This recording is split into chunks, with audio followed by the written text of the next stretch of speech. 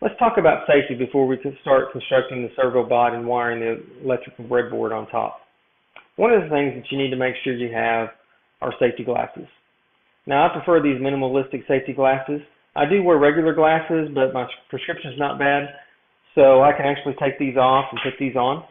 The reason why regular glasses aren't adequate is because they don't have any side shields, and if particulates can come at your eyes from any direction, the glasses just protect the front side, these protect the sides. Now, if you do have to wear glasses, then you might need to get some safety glasses to where you can put these over your regular glasses. Just make sure when you do that you can see clearly through both sets of lenses, and that this ear part here doesn't rub on the side of your ears and irritate them, because that can get on your nerves and it can be pretty painful and pretty irritating. Another thing that you'll need to have is an electrostatic discharge strap, or ESD wrist strap. And what that will do is that will neutralize your body's electrostatic discharge potential, to where you won't accidentally damage any components on your breadboard. So a lot of these components on here, especially that little microprocessor on the top, that's very sensitive to electrostatic discharge. And so this wrist strap will protect your components on that board. Now, one thing how you wear this is you just put it on your wrist. It has a little metal part that you need to make sure that makes good contact with your skin. I have a lot of hair in my arms, so I actually like to put this on the inside where there's not a lot of hair. And just make sure it's not too tight where it's cutting circulation off, but that it is tight enough to where it's making good contact with the skin. You do have a little strap adjuster right here that you can use to adjust it, the tightness on it. Another thing, what you do on the other end is you have this part. This is called an alligator clip that you can open and close.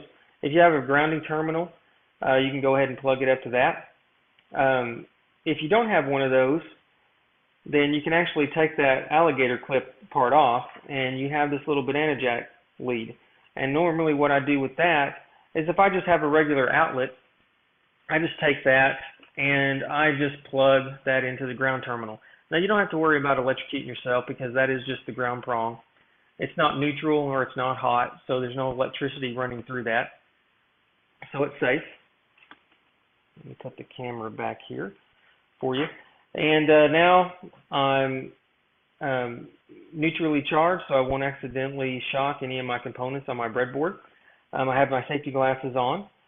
With this particular robot, it's pretty small, so I don't have any gears on here. There's not a lot of force, and there's not a lot of potential energy stored in this robot, so I don't have to worry about it really hurting me so much.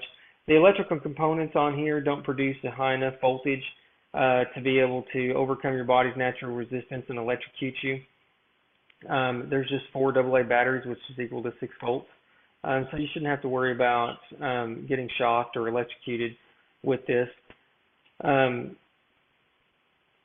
The other thing that you need to make sure that you remember is to make sure that you remove any conductive material from your body, like jewelry. And so I always forget that point, but make sure that you take off any jewelry that you have, so that you don't accidentally short anything out on the components. Like I said, this robot isn't strong enough or doesn't have a high enough charge on it to actually shock you, but you might accidentally short out a component that could do damage to the circuit. So, we have to worry about the safety of the robot too. I think we're ready to get started breadboarding. That's what the next video is going to be about, is how to wire your breadboard. So let's have some fun.